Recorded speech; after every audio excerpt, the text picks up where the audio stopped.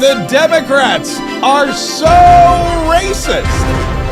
How racist are they? I'm so glad you asked. Let me try that. Oh, wait, what happened to my camera? Let me try that again. Let me try that one more time. Everyone, wherever you're listening, I'm going to say the Democrats are so racist, and then I want you to yell out as loud as you can. I don't care if you're in your car or if you're in the gym, whatever. It'd be kind of funny, actually, if you were in the gym. But wherever you happen to be, I just want you to yell out how racist are they. Ready? Here we go. The Democrats are so racist.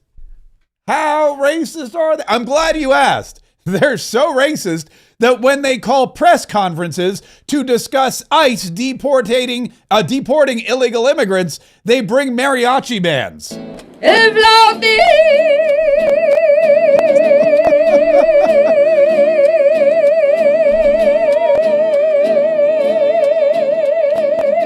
No joke. That's Michelle Wu, the mayor of Boston, Massachusetts. Pardon me, Boston, Massachusetts, bringing out a mariachi band to discuss how they were standing up against ICE agents deporting illegals back to Latin America.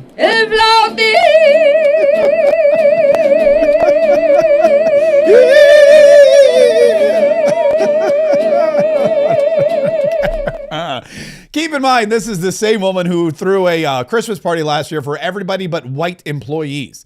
No white employees were able to attend her Christmas party, but anyone else could, as long as you weren't. No Caucasians. Asians, yes. Caucasians, no.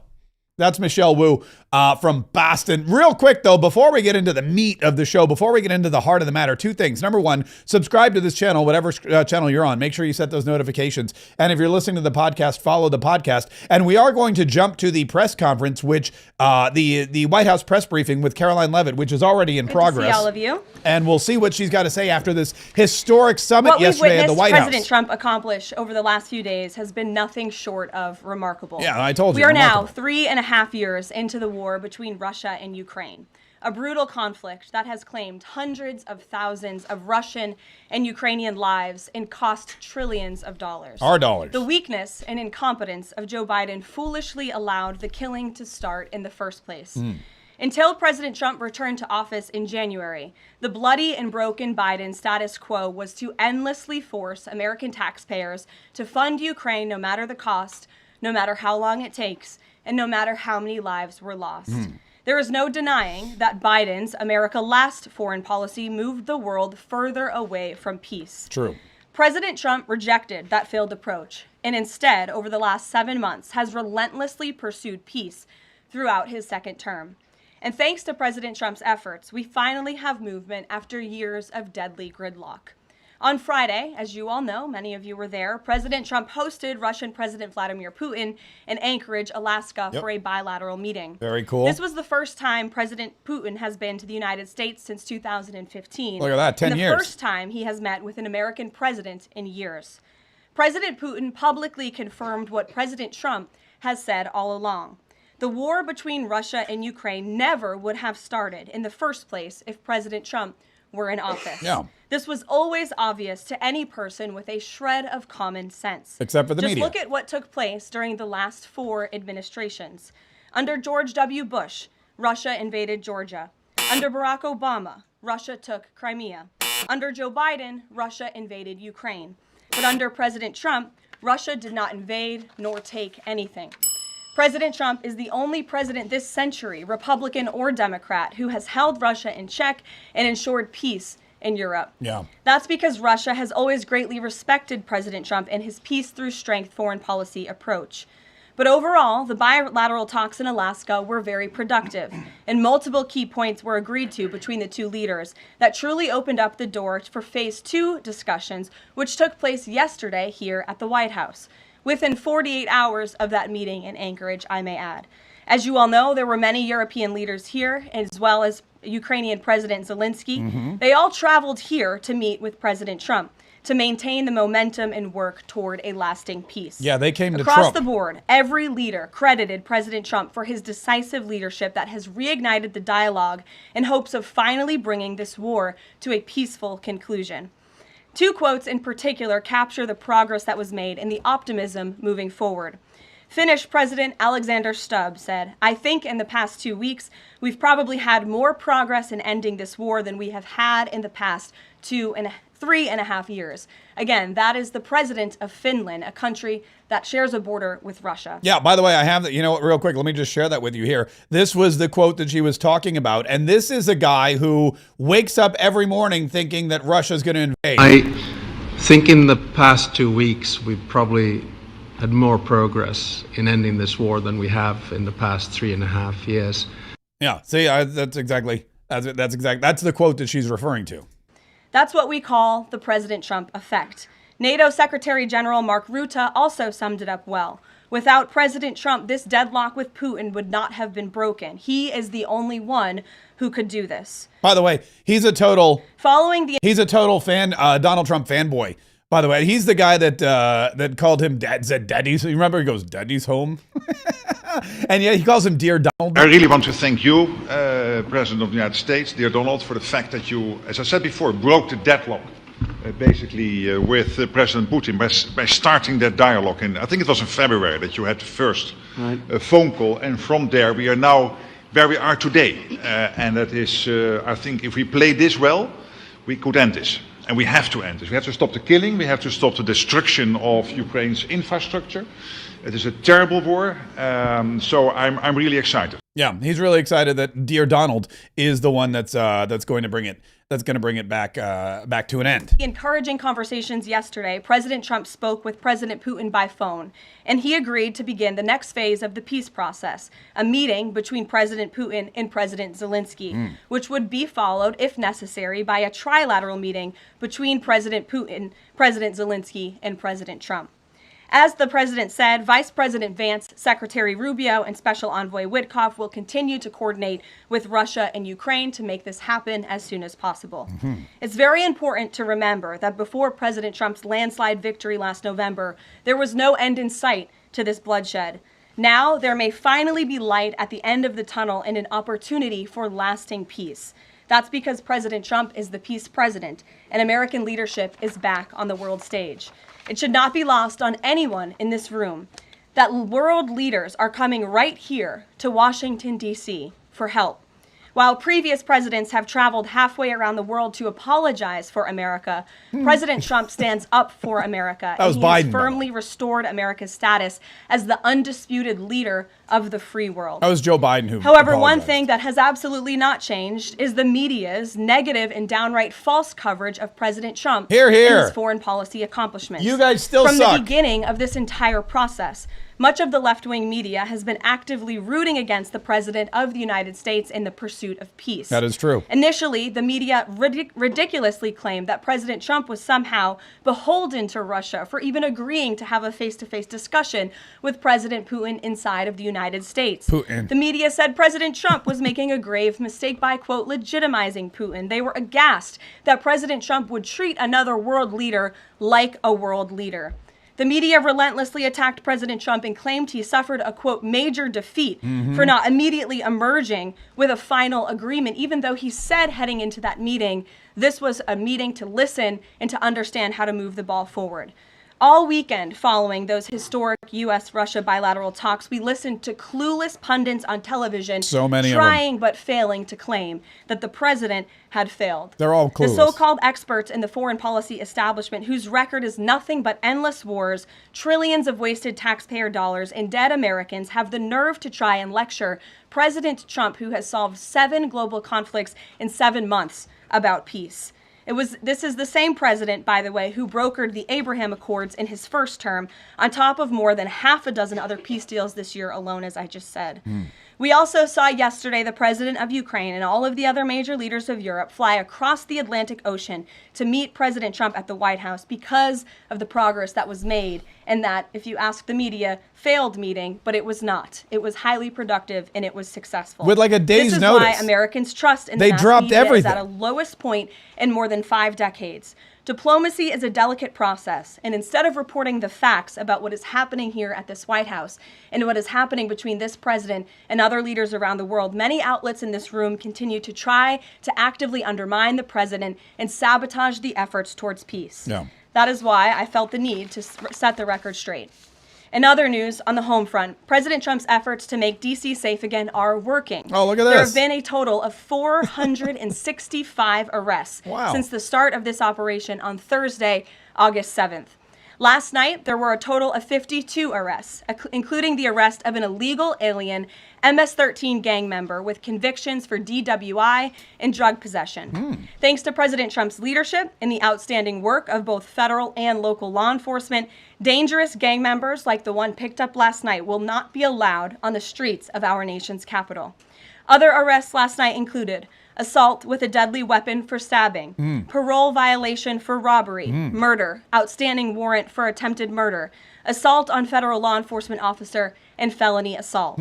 4 more homeless encampments were also removed during yesterday's reporting period. How many homeless to date, encampments a total are there? of 48 homeless encampments have been cleared in Washington, D.C. Thank you. by multi-agency teams.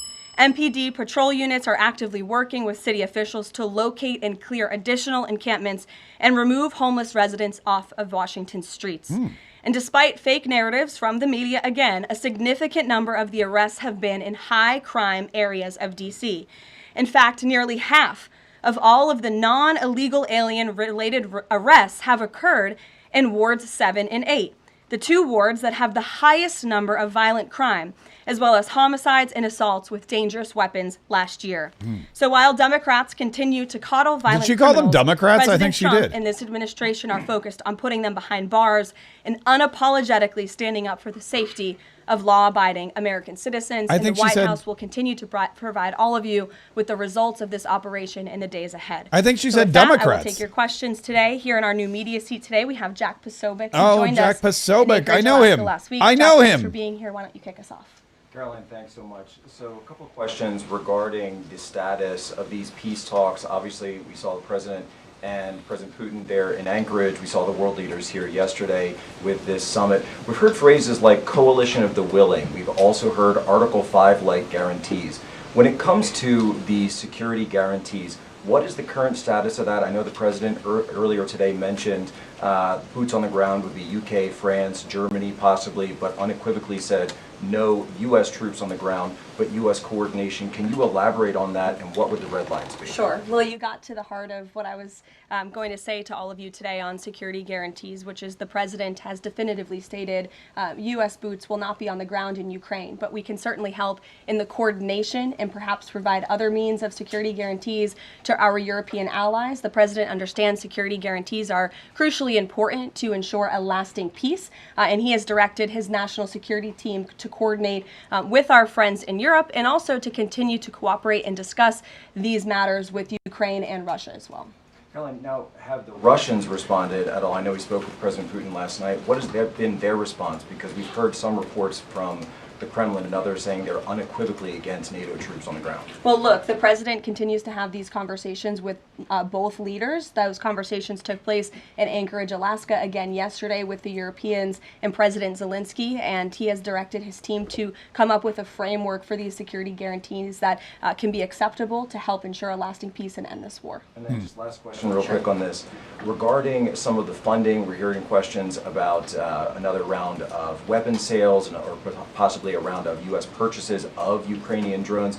Will that money be funded by the U.S. taxpayers? Or are we finally going to see an end to the U.S. taxpayer-funded, seemingly endless mandate for these foreign wars? Well, the President is very sensitive to the needs of the American taxpayer, and immediately upon entering office back in January, he made it very clear that we're not going to continue writing blank checks to fund a war very far away, which is why he came up with the very creative solution to have NATO purchase American weaponry because it is the best in the world, and then to backfill the needs of the Ukrainian army. That's what we call a and workaround. Ukrainian people and their military. It's a workaround. So that's the solution the President has came up with. We'll continue to see that forward. As for any additional sales, I'll have to defer you to the Department of Defense.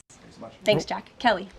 What has President Trump learned that tells him that Vladimir Putin would be willing to make a deal for him, for President Trump?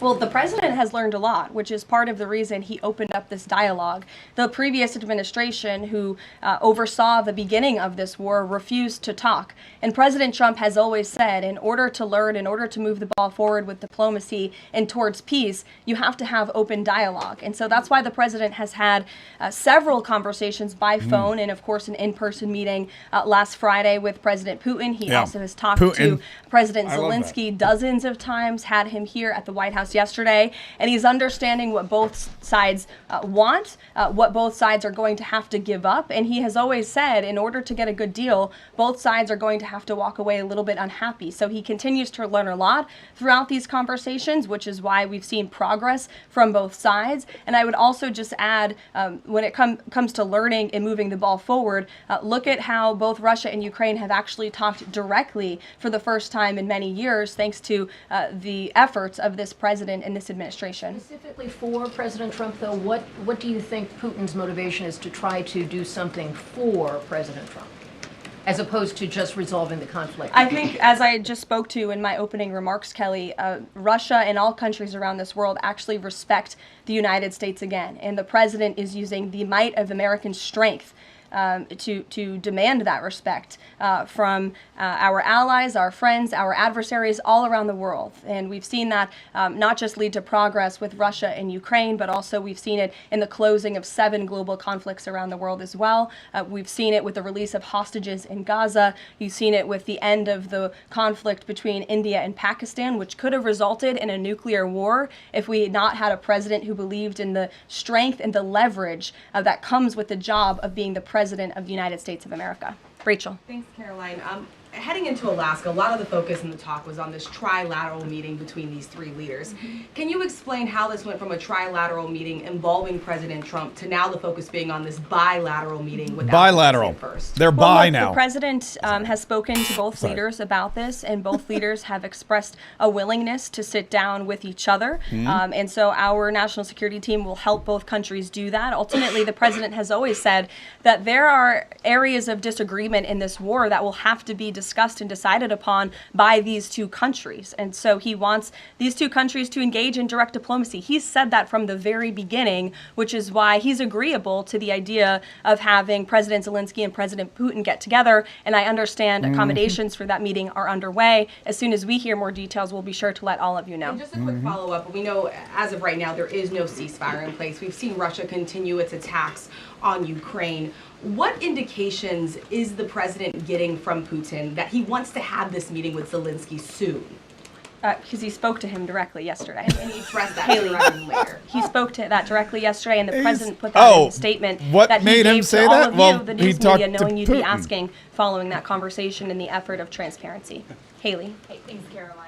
You made clear no U.S. boots on the ground. Is the president considering U.S. boots in the air as a form of a security U.S. barrier? boots Look, that in was the air? something the president mentioned on his interview this morning. Are we calling It's it an boots in the option and air? a possibility. I won't certainly rule out anything as far as military options that the president has at his disposal. I'll let him do that. I can tell you he's definitively ruled out boots on the ground. Sure. Thanks, Caroline. Just about the. I thought boots in the air is possible venue when for the talks. Can you confirm you that, have, like, Putin, your legs up? suggested Isn't that Moscow isn't that venue what for boots the in the air bilateral means? talks? And if so, doesn't I that don't know. indicate that Putin is I thought perhaps boots not in the air is serious like, about you know, this, like he's your suggesting boots are in the a air venue because with you're no doing way something on your Zelensky's back, going and to Putin? Look, I'm not I going don't to litigate the private conversations between the president and President I'm Putin, gonna aside have to from chat GPT what the that president himself has already spoken on. But I can tell you there are many options that are being discussed by our national security team right now with both parties. Can you give us an indication of where? I just told you we'll provide you details as soon as we can. Thank you for trying, though. Libby. Correct me if I'm wrong, by the I wanted way. to ask I could be the wrong about that. National Guard troops. How is the White House coordinating with how they're being placed in D.C., what areas? And then also, how long should people here in the district anticipate the National Guard to be on the ground patrolling the streets? I don't have a timeline for you, Libby, but we will keep you posted on that. I think the president, as you know, and this administration, he came to this briefing room with members of his cabinet to lay out the rationale and the reasoning for federalizing Massive the amounts National of Guard here crime. in Washington, D.C., and for our work with the Metropolitan Police Department to make our district safer. We've seen violent crime has taken the lives of far too many residents here in our nation's capital, and the president wants to make it safe again. And as for for the coordination efforts, this interagency team is meeting and talking daily. In fact, there's a meeting taking place right now in the West Wing with members of the interagency task force to continue to discuss not just the National Guard deployment, but also how we can continue to remove public safety threats off of the streets of Washington, which, as the numbers I just showed you prove, they are doing every single night. I will just reiterate, 465 total arrests and counting since the start of this operation. I believe 11 or 12 days ago. I'll have to check the calendar, but those are pretty remarkable results. If not for this task force and their high level of coordination and the leadership of this president, there would have been 465 more violent criminals on the streets of this capital that you all live in every day. So I think we should all be very grateful for that. Stephen. Thank you, Caroline. 3 questions about the D.C. crackdown. Sure. First, I was wondering if you could clarify something President Trump said. He mentioned getting rid of the slums where criminals live. Was he talking about tents or permanent residential buildings? And then the mayor has expressed an interest in clarifying how much of a focus illegal immigration enforcement is as part of this crackdown. Can you say anything about that? Sure. And third, any preview on the beautification? 3 questions. I'll try to answer all 3 of them pointedly for you. First, when it comes to what you said, and the president said, the slums of Washington, D.C., he's referring to the most dangerous communities, neighborhoods, and streets in this city where, unfortunately, violence has ravaged these communities and taken the lives of, again, far too many law-abiding D.C. residents. We know on July 5th of this year, just more than a month ago, a 3-year-old beautiful young girl was shot and killed in her car with her family in one of these communities, which is why there has been a surge, despite what many of you have been falsely reporting. And I believe it was the Washington Post who put out a map claiming it to be fact-based when it was just based on, I don't know, accounts that they've heard on the street, not actual statistics and data. So we went and reconfigured the numbers. And as I said, nearly half of all the non-illegal alien-related arrests have occurred in wards 7 and 8 in the District of Columbia, where we know, excuse me, there's the highest rate of crime. So we'll continue to do that. And what was your second question, Stephen? Legal immigration, how much of a focus that is? Yeah, look, I mean, the focus is to make D.C. safe and beautiful and to remove public safety threats and violent criminals from our streets. Yes. If federal law enforcement, with the help of the Metropolitan Police Department, come across illegal aliens, of course, we are going to abide by this administration's policy of law and order, and we are going to remove illegal criminals from our nation's capital. They will be detained and deported, just like they are in every other community across the country. Perfect. Kristen.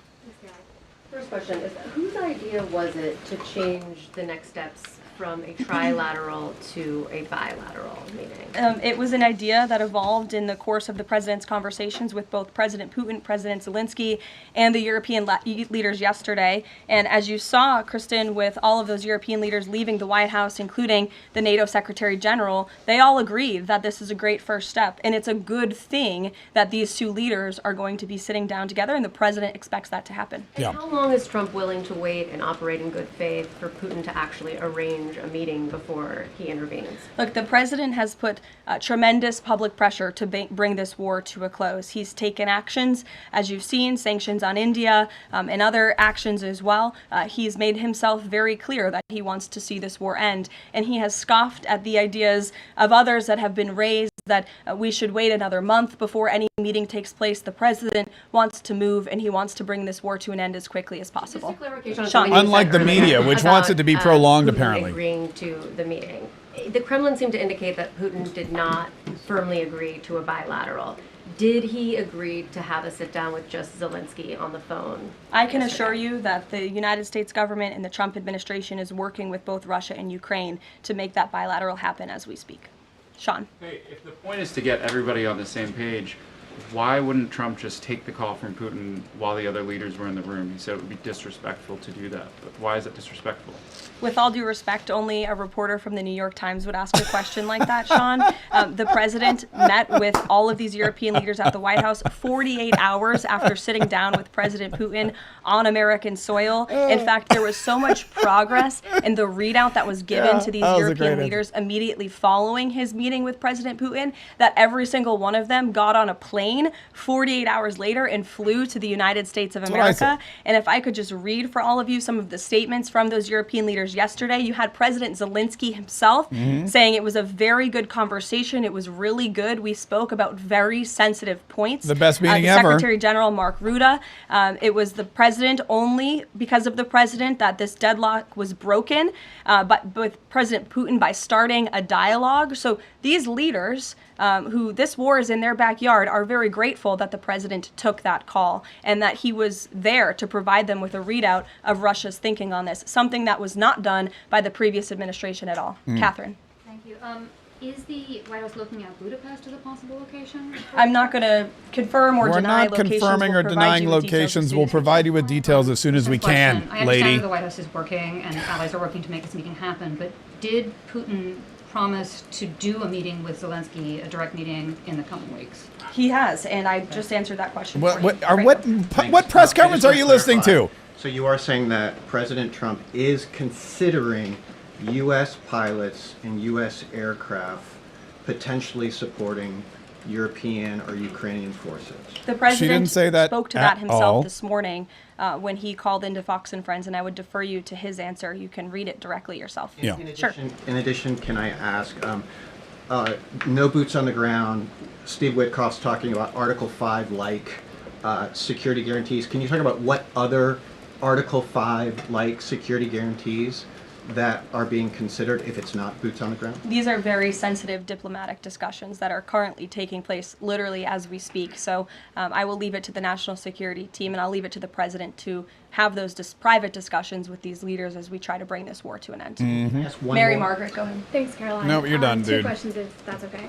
So on these meetings, I know you said that the trilateral will take place if necessary. Do you think that we might not need the trilateral and that Zelenskyy and Putin might come to this conclusion on their own? And then as a Yes, follow-up, could you I know please the predict president the said on Fox future News this about what's morning going to that happen in a he's meeting with partially seeking Zelensky and peace in order Putin? to get to heaven? Was he joking, or is there spiritual motivation behind Oh, that was his funny. peace I want to deals play here? that clip later. I have that clip for you later. Serious. I think the president wants to get to heaven, as I hope we all do in this room as well. Annie. Thanks, Caroline. I'm just shifting gears to the Department of Justice for a minute. Can you walk us through why another deputy FBI director was named? Does Trump have any displeasure with how the FBI has been being run to date?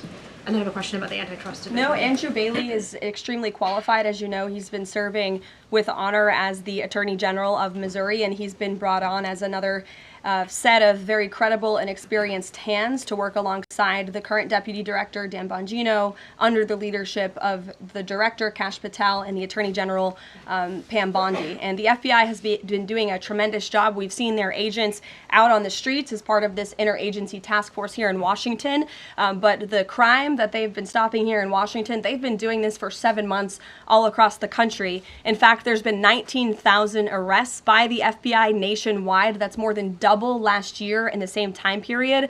Of those, 1,600 arrests were for violent crimes against children. 4,000 child victims have been rescued by this FBI under this current leadership. 1,000 arrests from investigations of foreign terrorist organizations. There's been 1,500 kilos of fentanyl seized. 6,300 kilos of meth have been seized, and 3 of the top 10 most wanted have been arrested so far. Not a single one of the individuals on the top 10 most wanted list were arrested under the previous administration. We've arrested 3 in 7 months. So when you're actually working and enforcing law and order, you need all hands on deck. And so we look forward to welcoming Andrew Bailey to this new post. Jackie. I have a quick question about Roger Alfred, who's a former DOJ official. He gave a speech in Aspen yesterday where he said that senior DOJ aides are cutting deals with favored lobbyists. I'm wondering if the president has any concerns at all with the way the antitrust division is working. I have no idea who that individual is. I don't know why he made those comments. I don't know what basis he's making those comments on. My instinct tells me it's not true, but we will definitely look into them and I'll get you a response. Thank you, Caroline. Jackie. Thanks, Caroline. Since the president often says that this war would not have started if he were in office, and True. and Putin confirmed that. It's true. Do you accept that as truth? The Probably. European leaders do. Well, and President Putin himself said that, by the way. He did say that. The question I have, though, is what is the president going to do to ensure that these security guarantees last beyond him into the time when he is no longer president? And does that have to involve Congress at all? Well, he understands the need for that, which he spoke to yesterday. And what's he going to do? It's why he's engaging in so many talks and so many conversations with both sides of this war with our European allies. It's why on the way home from Anchorage, Alaska, very late at night, when I know many of you on the press plane were sleeping and many staff were sleeping, the president himself was still awake at 2 o'clock in the morning talking to European leaders and NATO about how we can ensure a lasting peace and bring this conflict to an end. He has expended an incredible amount of time. I mean, he's not just doing this for 2 effort, years. Into bringing this war to an end, and he remains determined to do He that. wants it forever. Go ahead. Ask you about the Go ahead. Thank you, Carolyn. DC crime. Sure, Jake, and then to your right. All right. Thank you, Carolyn. Which of the half dozen peace deals that the president's pulled off would you say he's the most proud of? And then I have another question. That's a good question, Jake. I'll leave that to the president to answer. I think he's proud of all of the peace deals that he's been able to achieve. You saw the president of Armenia and the head of Azerbaijan both at the White House just a couple of weeks ago. The president, I know, very much enjoyed spending time with them and helping to bring that conflict to an end. He very much enjoyed his time with leaders of Rwanda and the Democratic Republic of the Congo in the Oval Office, talking to them about bringing that decades-long war to an end. India and Pakistan.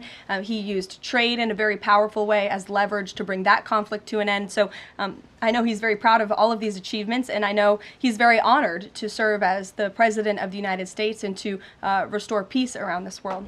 Go ahead. So you mentioned Armenia and Azerbaijan. That's a conflict that, I spent time in the Southern Caucasus covering that. And, a conflict of over 30 years, and he resolved it in just a couple of months.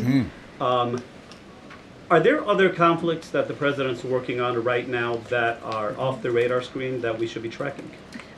In fact, there are many. The State Department is always working around the clock under the leadership of Secretary Rubio and keeping the president apprised of conflicts that are bubbling up all over the world. But of course, as you all know, as we've talked a lot about in this briefing, he's spending a lot of time right now on ending this war in Russia-Ukraine, and of course the conflict in Israel and Gaza, which he wants to see come to a close as well. Sure, go ahead. So the president says that he's starting a movement to eliminate mail-in voting, but states administer elections, not federal authorities. So can you provide any more details about how the White House plans to eliminate that?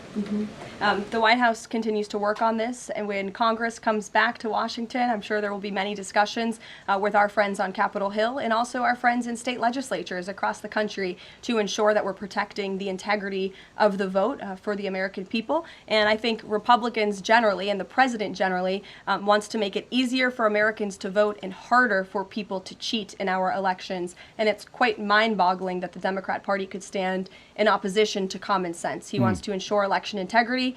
There were great efforts that were made in 2024. I won't get ahead of myself for Hatch Act reasons to get ahead for the next election, but I can assure you this is a priority. Oh, look at that. A press secretary who's worried about the Hatch Act instead of one that just would go up there and campaign from the pulpit, campaign from the press briefing room, which is a violation of said Hatch Act. Israel has yet to officially weigh in.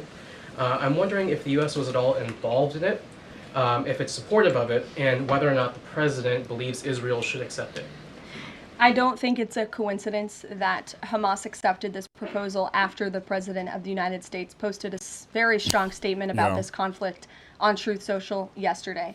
I would refer you back to that statement. As for this proposal that Hamas has now accepted, the United States continues to discuss it, and I'll let the President weigh in on it definitively. You're welcome. Sure. Can you describe the president's perspective on taking a stake in Intel in exchange for federal grants? And is this are we expecting to see the White House make similar arrangements with other semiconductor companies and manufacturing companies? Well, the president, he's been very clear about the need to reshore manufacturing that's critical to our national and economic security. That is especially in regards to chips and semiconductors, which is why the president has initiated the Commerce Department to conduct a study on semiconductors, a Section 232 investigation, so we can ultimately implement tariffs. And it's why our export license requirements remain in place as well. As for this 10% government stake deal, the Department of Commerce continues to work on it. I know Secretary Lutnick is working on it and ironing out the details, but the president wants to put America's needs first, both from a national security and economic perspective. And it's a creative idea that has never been done before to ensure that we're both reshoring these critical supply chains while also gaining something of it for the American taxpayer. Mm. You're welcome. Emily. Thanks, Caroline. I wanted to ask about the 3 U.S. warships that are being sent to Venezuela, and there's 4,000 Marines on board. Are you looking at possibility of boots on the ground there? Oh my God, they What I love will the term say boots with on the respect ground to today. Venezuela, President Trump has been very clear and consistent. He's prepared to use every element of American power to stop drugs from flooding into our country and to bring those responsible to justice. The Maduro regime is not the legitimate government of Venezuela. It is a narco-terror cartel.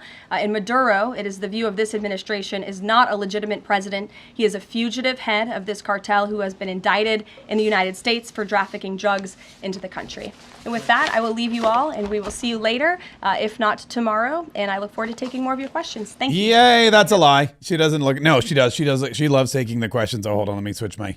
That was that was a good one. I enjoyed. I'll be honest with you. I enjoyed that one a lot. I thought it was a good one. And it's really great how much she's getting snappier and snappier with the press, especially the New York Times, and the ridiculous questions that they ask over and over again. Questions that the president has answered. Questions that she has answered. They're all like, "Are you going to put boots on the ground?" And boots in the air again. Like, I have to check this, but I always thought boots in the air to me was slang for, like, when you're, I don't want to get too graphic, but it's when you're having sex in the traditional, I guess it was a style, and your legs are in the air. That's what boots, isn't that what boots in the air means? I thought that's what it meant. I don't know. Maybe the Air Force has taken it over, and maybe now it means something totally something totally different, but it is definitely something that I thought differently of. Anyway, listen, there's a lot we got to get to. I do want to get into some of this Donald Trump stuff. I do want to get into what happened in the meeting yesterday, because we had I'm not going to go back into the press conference with Zelenskyy. We covered that. I may play the comment about the guy talking about his suit again. But I do want to get into what happened with the world leaders and how they one after another, one by one, here's what you had. You had President Vladimir Zelenskyy from Ukraine. You had, what's his name, Heimler or whatever his name is, from Germany. You had Macron from France. You had Georgia, what's her name, from Meloni from Italy. You had Keir Starmer from Great Britain. You had Mark Rutte from NATO. And you had Ursula von der Meyer-Schnargen. She's the head of the European Union. You had all these people there. And the Finnish guy, too. There were like so many. The Finnish president, his name is, what's the Finnish president's name? Alex Stubbe.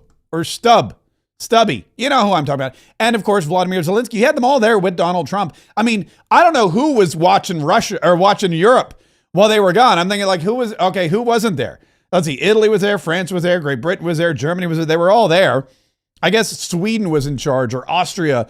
They said to Austria, they go, "Hey, Austria, watch over the place and make sure the kids are okay. We got to go meet with Donald Trump in Washington, D.C. to make sure that this war gets ended quickly." But anyway, they one by one went around the table, and they all basically, it was almost like, for example, all right, let me let you know a little Kaye family tradition. At Thanksgiving, we all sit down at the table, and before we carve into the roast beast, or the turkey as we call it, before we get the stuffing going around, we cheers, we toast, and then we say what we're thankful for. And everyone goes around the table and says one thing, or multiple things. My mother says a lot of things. But you go around the table and you all say what you're thankful for. And it reminded me of that yesterday. They all went around the table and basically said what they were thankful for. But the thing they were thankful for was Donald Trump. Every single one of them. Which is why I say if he doesn't get the Nobel Peace Prize, the Nobel Peace Prize has to just pack it in. If Donald, even if Ukraine and Russia are still battling, just what Donald Trump has been able to do, not just with the other 5 wars that he's ended and the nuclear conflicts that he's kept from exploding into deadly battles, not just because of the fact that he got Putin to come to the United States of America and he got all of Europe to come sit around a table and talk about peace. That right there should garner him the Nobel Peace Prize. If it does not, the Nobel Peace Prize is dead. Like they're committing suicide. If anybody other than President Donald Trump gets the Nobel Peace Prize, there should be no other Nobel Peace Prizes after this. They are committing hara-kiri.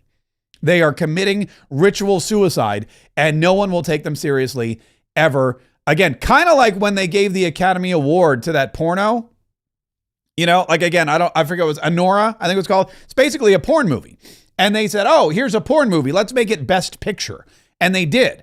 And now everyone's like, great. Well, you know what they're going to do now? Now there's going to be like an influx of porn movies in the theaters because everybody wants to win an Academy Award, and they think that's what it's going to take. It's going to, like the next Spider-Man movie is going to be like the Spider-Man porn movie because they want to get an Academy Award. Or I don't know that. I haven't seen the scripts or anything. I'm just guessing. I'm just guessing from my experience. But anyway, so we're going to get into all that. Before we get into those clips, though, I think we should play. I think we should celebrate the press conference with a little mariachi band.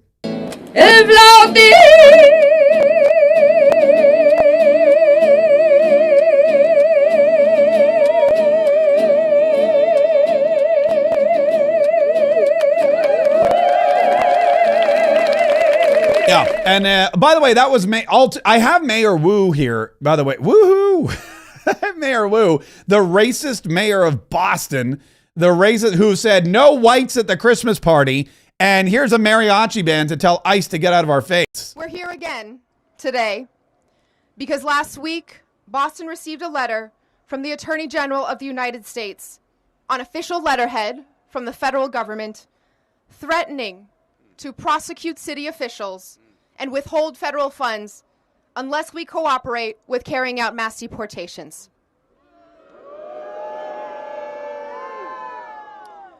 At a time when this federal administration is already causing so much fear and harm in our communities, these threats are serious and consequential. But our same communities have told me, loud and clear, that silence in the face of oppression is not an option. Oh, instead of remaining silent, she had a very loud mariachi band come and perform.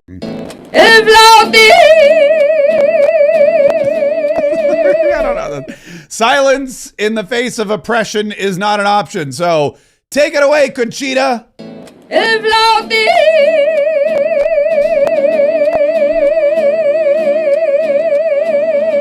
By the way, I don't know if her name's Conchita. That was just me. But this is a racist mayor. And that, just so you know, Asian people can be racist.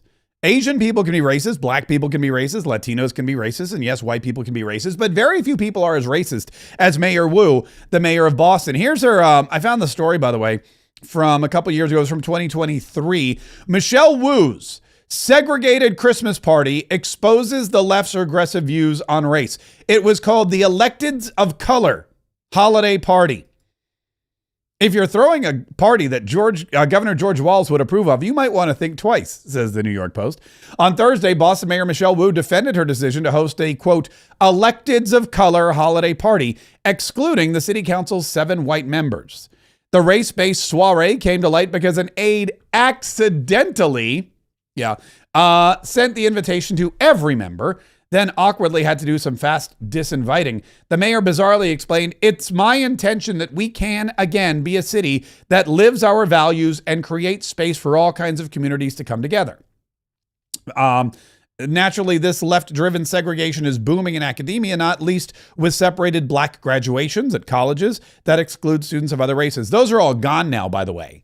Those are all gone now because of Donald Trump. He's desegregated the colleges and universities. I'm sorry, he's DEI'd. He's DEI'd those universities. There will be no black-only graduations. There will just be graduations. There will be, I don't know if Michelle Wu, I don't think she's had the Electeds of Color holiday party again, but that was quite, but it's nice to see she has, they say a leopard never changes her spots. And apparently Mayor Wu never changes her racist philosophies either. There was another story that I wanted to share with you before we get to the Trump stuff about Barack Obama.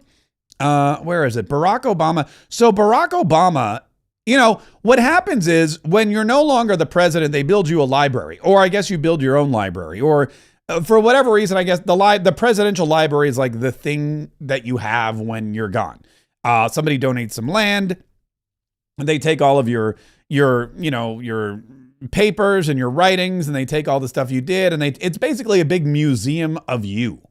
And I don't remember the first presidential library. It's only been like a half a century or so, maybe 70 years that they've been doing these. I know Kennedy has one. I know Reagan has a big one. But the Barack Obama Presidential Library is currently under construction near Chicago. It's really ugly, by the way. It just looks It looks stupid. I don't even know what it's supposed to be postmodern or something, but whatever. There's some real problems. The residents of Chicago are not happy about what they call the monstrosity that is the Obama Presidential Center. Not even a library anymore. They're calling it the Presidential Center. Chicago community leaders and longtime residents say the Obama Presidential Center risks washing away the neighborhood's fabric, warning that proposed luxury developments tied to the project could price out families who have long called the South Side home. They also say the sprawling 19.3-acre site in historic Jackson Park, with its 227-foot-tall concrete museum, has become an eyesore that disrupts the natural landscape, and all locals are getting in return for the unsightly structures, soaring rents, and higher tax bills. It's kind of like, it really sums up Obama's entire presidency, doesn't it? It was an eyesore. It was obnoxious. It was pointless. It would soar, your prices went up. Your property values went down. Taxes were sky high. That's basically, it is the perfect monument to Barack Obama. This is a monument to one man's ego. Steve Cortez, a longtime Chicagoan and former advisor to President Donald Trump, told the Daily Mail, look at the Reagan Library. It's beautiful. There are almost no windows. What are they hiding? And this brutalist cement look in a city known for its incredible architecture. The Obama Foundation secured a 99-year lease for the public parcel for $10 in 2018 and promised to revitalize the area. Obama said at the time that the project did not intend to displace residents, adding that its overseers are trying to balance boosting jobs and economic development in the area while maintaining and protecting existing affordable housing. Look at this thing. I don't even know what it kind of looks like. It kind of looks like a spaceship from Star Wars, but like one of the cargo ships, or it really is obnoxious and ugly. Again, kind of like Barack Obama himself. There's former President Barack Obama and First Lady Michelle Obama breaking ground at the site of the Obama Presidential Center back in 2021.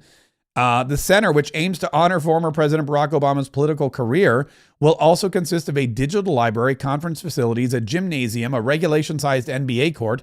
It will house the nonprofit Obama Foundation, which is overseeing the center's development. The scale of the project and the aesthetics of its centerpiece library have come in for criticism. It really does look like, I don't know what it looks like, but when it's finished, it's going to look unfinished. And much again, kind of like Barack Obama's presidency. So it's probably, I'm going to be honest with you, it's probably perfectly appropriate for what we're getting. All right, let's get to Donald Trump, shall we? So yesterday, Donald Trump had this meeting after, he had Zelenskyy in there, and Zelenskyy wore a suit, and everyone was thrilled about that. President Zelenskyy, you look fabulous in that suit. I said the same thing. Yeah, you look good. I said the same thing. Yeah, looks good on you. I said the one that attacked you last time. See, now I remember that. Yeah, I apologize to you. You look wonderful. No, my first question for you, President Zelenskyy. In the same suit. You see, I changed. You are not. Maybe yours is much better than mine. Yeah, he's there. He's like, you're in the same suit. I remember you. You're in the same suit. You have not changed your suit. I changed my suit. Anyway, and then after that, they went in and they had these conversations with all the world leaders, and they sat at the table, and the press came back in and they took more questions. And Donald Trump said, "Look, I want to thank first of all everyone for coming." Well, thank you very much. It's a great honor to have you here. Special place. White House is special no matter where you're from.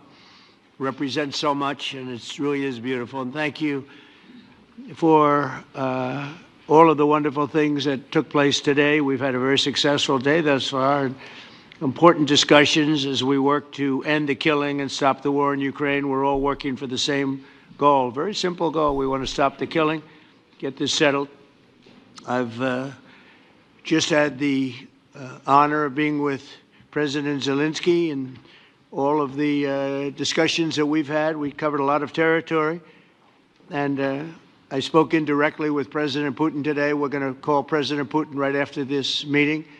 I'm sure we're going to have a solid meeting, good meeting, maybe a great meeting, and we're going to try and work out a trilat after that and see if we can get it finished, put this to sleep, because this is Not since the Second World War has there been anything like this. Yeah, and this is something, again, not since the Second World War has there been a group assembled anywhere, especially at the White House, in such short timing, too. That's another thing. I mean, you want to think about what happened at this White House yesterday. Before we get into, before we get into the individuals that and what they were saying, I want you to really think about what happened here. You have all of these world leaders in 48 hours. In fact, I was on Newsmax this morning. I was talking to Mark and Charla, and really in 48 hours, Donald Trump and the White House, they were able to do something that, despite what the media says, because the media will tell you, they'll say Donald Trump was, he had Putin in Alaska. There was a red carpet rolled out. He was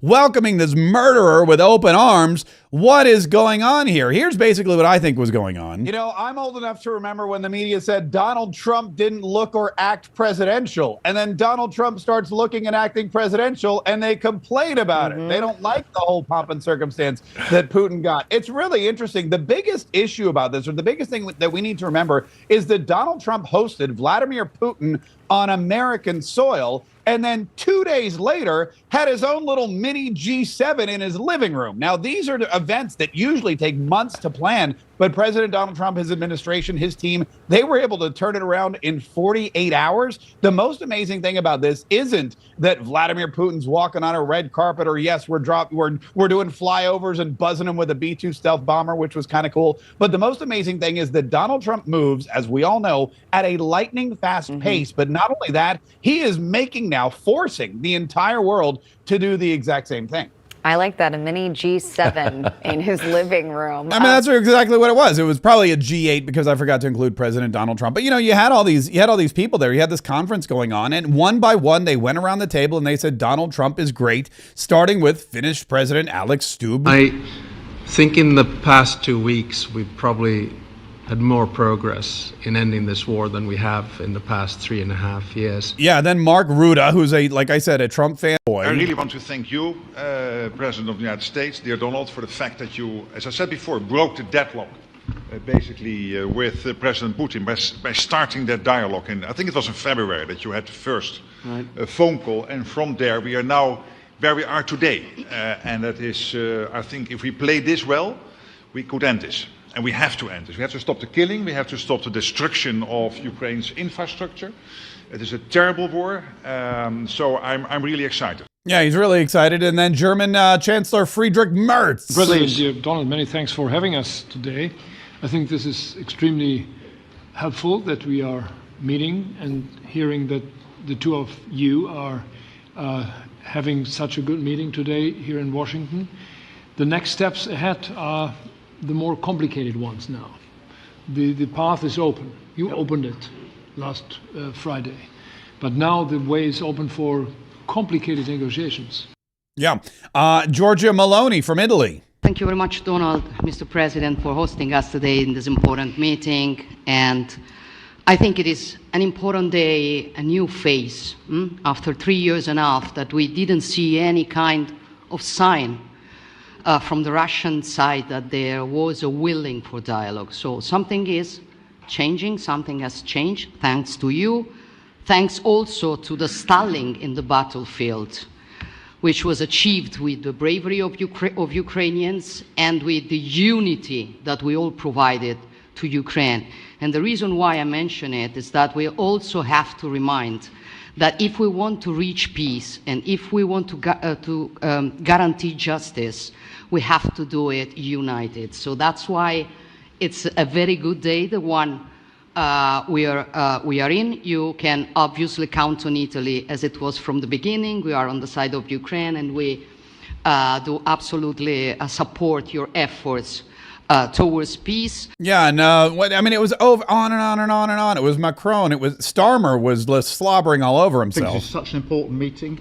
As a group, I think we've had a discussion on the phone a number of times, Mr. President, but be able now to be around the table to take it forward. And I really feel that we can, I think, with the right approach this afternoon, make real progress, particularly on the security guarantees, and your indication of security guarantees, of some sort of Article 5 style guarantees, fits with what we've been doing with the Coalition of the Willing, which we started some months ago, bringing countries together and showing that we were prepared to step up to the plate when it came to security. Yeah, and then there's Zelenskyy himself, who said this was the best meeting he's ever had with President Donald Trump. Thank you so much. I think that we had very good conversation with President Trump. Very good. And it really was the best one. Maybe the best one will be in the future.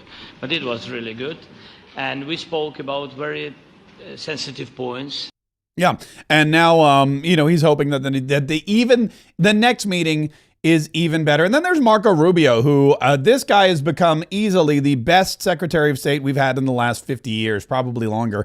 All said the same thing, which is this, after 3 years of sort of deadlock and no talks and no change in circumstances, this is the first time where there seems to be some movement. Now, look, this is a complicated war. There's no doubt about it. I mean, this has been going on for 3.5 years. A lot of people have died. A lot of territories exchanged back and forth.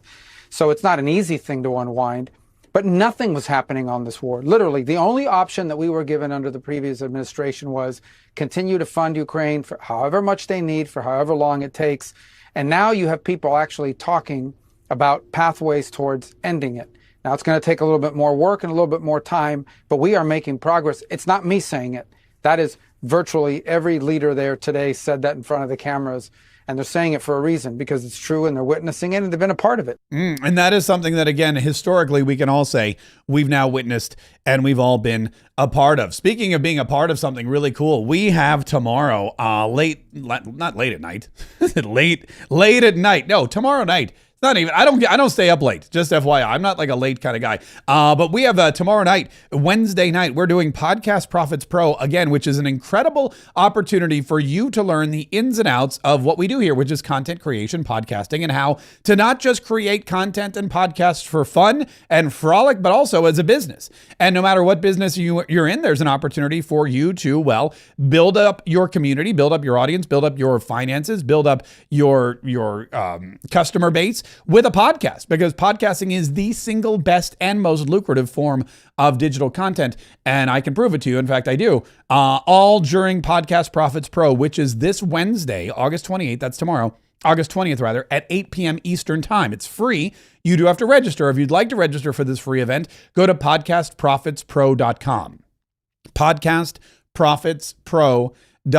Go there, register for the event. We'll join you tomorrow. It's going to be really exciting. And so many people have come through this already. So many people have come through this program and they've learned so much. We've gotten great response from it. And if you're interested in podcasting, if you're interested in growing your own community, your own influence in whatever way, shape, or form you want for whatever reason, podcasting is the way to go.